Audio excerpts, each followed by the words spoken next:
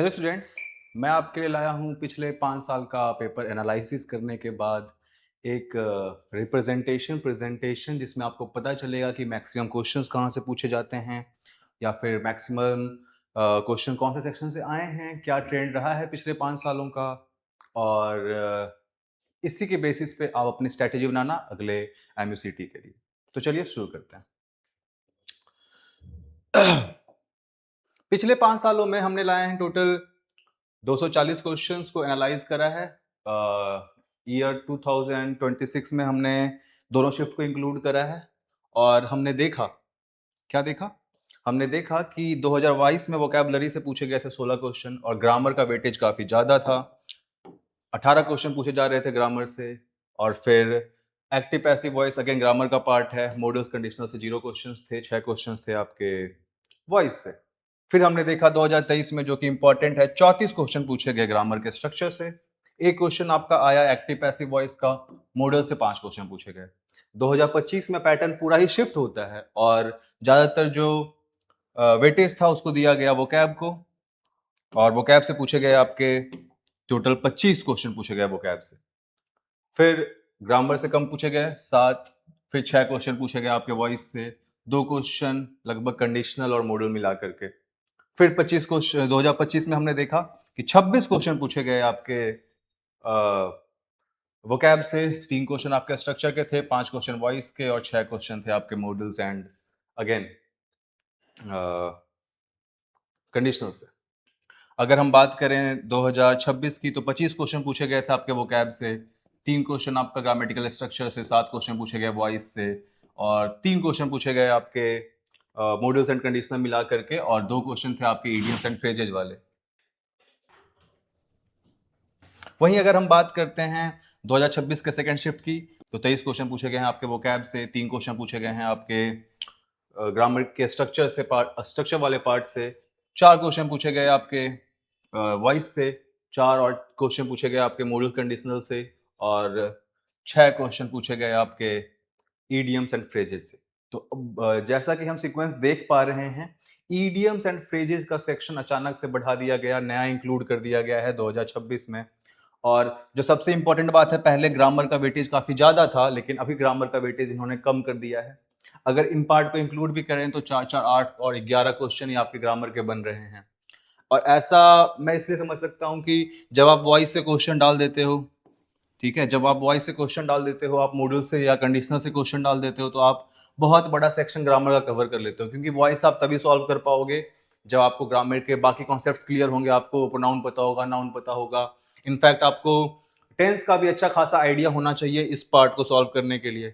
जब आप मॉडल्स डाल देते हो तो अगेन आप मैक्सिमम हेल्पिंग वर्ब्स यूज करना सीख जाओगे, तभी आप मॉडल से क्वेश्चन सॉल्व कर पाओगे। कंडीशनल से आपके टेंस का पता चलता है। Idioms and phrasal verbs again आपके कम्युनिकेशन में हेल्प करता है, जो कि अगर हम मर्चेंट नेवी के पॉइंट ऑफ व्यू से कंपेयर करें तो देखेंगे कि जो आपको कम्युनिकेशन स्किल है वो आपकी बेहतर होनी चाहिए और उसमें आपका वोकैब काफी अच्छा हेल्प कर सकता है। सो वोकैब पे इन्होंने फोकस अचानक से बढ़ा दिया है, पर इसका ये मतलब नहीं है कि आप ग्रामर को बिल्कुल इग्नोर कर दें। आप ग्रामर के क्वेश्चन तभी सॉल्व कर पाओगे जब आपको ग्रामर के स्ट्रक्चर पता होंगे, ठीक है। तो स्ट्रक्चर पे भी इंफेसिस डालना है, पर ऐसा नहीं कि उसी में अटके रहें, ठीक है। आपको बेसिक बेसिक क्लियर होना चाहिए। और सिमिलरली वोकैब तो करना ही करना, प्रैक्टिस है, बिना वोकैब के तो हो ही नहीं सकता। अगर वोकैब आपने प्रैक्टिस करा और आपके क्वेश्चंस नहीं आए तो आप क्या करोगे? जैसा कि 2023 में आपने देखा कि बच्चे ने 2022 वाले बच्चों ने अगर वोकैब की प्रैक्टिस करी होगी, उन्होंने उससे क्वेश्चन ही नहीं आया, सीधा सीधा ग्रामर से क्वेश्चन आ गया है। वोकैब वाले क्वेश्चन अगर नहीं भी आते हैं तो कोई दिक्कत नहीं है, पर ग्रामर का अगर बेसिक क्लियर है तो आप ये सॉल्व कर पाओगे, ठीक है। इसलिए ऐसा नहीं कि ग्रामर को टोटली इग्नोर कर देंगे, हो सकता है 2023 के पेपर जैसा आपको सरप्राइज मिले। वोकैब पे एक्स्ट्रा फोकस बिल्कुल करना है, आपको सेट बनाने हैं वोकैब के सर्टेन वर्ड्स, है ना। 100 वर्ड्स आप ले लो, उसके 2 एंटोनिम्स, 2 सिनोनिम्स, तो 100 से आपके बन जाएंगे लगभग 500 वर्ड्स। और जब आप 500 वर्ड्स को अच्छे तरीके से याद कर पाओगे, वो वर्ड्स आपके अपने तब होंगे जब आप उन वर्ड्स को अपने सेंटेंसेस में यूज कर पाओ, है ना। जब इतना आप कर लोगे तब जा करके आपका वो वर्ड हो जाता है, आपका अपना वो शब्द बन जाता है, उससे आप सीख जाते हो अच्छी तरीके से और फिर आप उसे कह सकते हो कि मैं इसे एग्जाम में सॉल्व कर पाऊंगा, ठीक है। ईडियम्स एंड फ्रेजेस पे बिल्कुल इम्फेसिस देना है। ईडियम्स एंड फ्रेजेस पे इसलिए इम्फेसिस देना है क्योंकि वोकैब का सेक्शन बढ़ रहा है। ईडियम्स आपकी लैंग्वेज को बहुत ही ज्यादा खूबसूरत बनाते हैं and again it will help in your communication skills.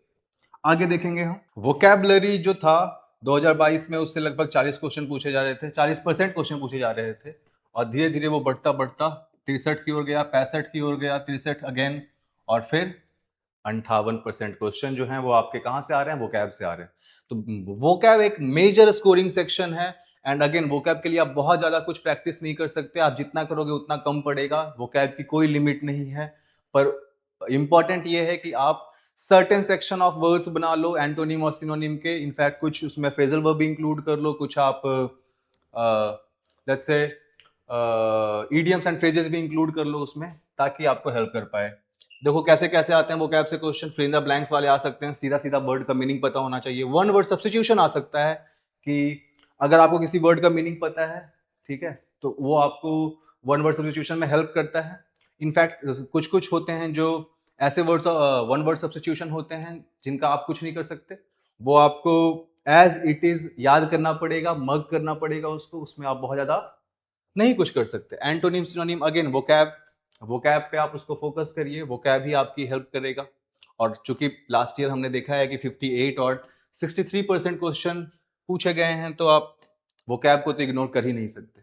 वही बात करें अगर क्लासिक ग्रामर की, basically noun pronoun structure grammar, in fact functional grammar भी, तो tense, preposition, subject verb, agreement, इन सब को पढ़ने के लिए चाहे इनसे 2 ही क्वेश्चन क्यों ना पूछे गए हों, 3 क्वेश्चन पूछे गए हों, ठीक है, 6 क्वेश्चन पूछे गए, फिर 16 क्वेश्चन पूछे गए, घटता चला जा रहा है, ये ट्रेंड में हम देख रहे हैं। पर अगर ये 2 ही क्वेश्चन पूछे गए तो इसको मास्टर करना is much more easier compare to vocab को मास्टर करना। क्यों? क्योंकि अगर एक बार आपने सीख लिया तो वो चेंज नहीं होता है। वोकैब में तो आपको बार बार रिपीट करना पड़ेगा, कॉन्सेप्ट बिल्ड करने वाली बात है, यहां पे आप कॉन्सेप्ट एक बार बिल्ड कर लो, आपका हो जाएगा। ठीक, अगेन वोकैब जो आप सेंटेंसेस में यूज देखते हो, उनको आप कैसे सॉल्व करोगे? उनको सॉल्व करने का एकमात्र तरीका है कि आपको सेंटेंस के स्ट्रक्चर को अच्छी से समझ पा रहे हैं आप कि नहीं। अगर सेंटेंस के स्ट्रक्चर को आप अच्छी तरह से समझ पा रहे हो तो वो सॉल्व करने में दिक्कत नहीं होगा। तो आप ग्रामर को भी इग्नोर नहीं कर सकते, हालांकि ट्रेंड इसका दिख रहा है, ग्राफ इसका नीचे जा रहा है, आप देख रहे हो ग्राफ इसका नीचे जा रहा है, लेकिन आप इसको इग्नोर करके नहीं चल सकते। Next, active voice, passive voice. मैंने बोला कि ये इकलौता एक ऐसा चैप्टर है ना जिससे आप क्वेश्चन पूछ के ये समझ सकते हो कि सामने वाले को इंग्लिश की कितनी नॉलेज है, क्योंकि इसमें काफी सारे कॉन्सेप्ट्स कंबाइंड होते हैं। आप बिना पिछले चीजों को, बिना जो बेसिक ट्रेडिशनल ग्रामर है उसको पढ़े बिना आप active voice passive voice solve ही नहीं कर पाओगे। और रीजन ये है कि क्योंकि इसमें वर्ब भी चेंज होता है, subject becomes object, object becomes subject, ये सारे कॉन्सेप्ट इसमें मिलते हैं। और वॉइस का वेटेज तो आपको दिख ही रहा है, पहले 6 क्वेश्चन, फिर 6 क्वेश्चन, फिर 5 क्वेश्चन, फिर 7 क्वेश्चन, फिर 4 क्वेश्चन। इतने सारे क्वेश्चन मैटर कर जाते हैं आपके एग्जाम में, आपके रैंक को काफी ज्यादा ऊपर नीचे कर सकते हैं। मार्क्स आएंगे तो भी, और अगर गलत हो गए तो निगेटिव मार्किंग से भी। इनको आपको मास्टर करना ही पड़ेगा, इन कॉन्सेप्ट को, चाहे वॉइस हो, चाहे वॉइस के अलग अलग कॉम्बिनेशन हो, चाहे वो इंट्रोगेटिव वाला हो या फिर मॉडल्स वाला हो, आपको करना ही पड़ेगा। ठीक, जैसे देखते हैं modal passive, must have been sting by a bee. Simple sentence passive, Ahmad won the match was won by Ahmad.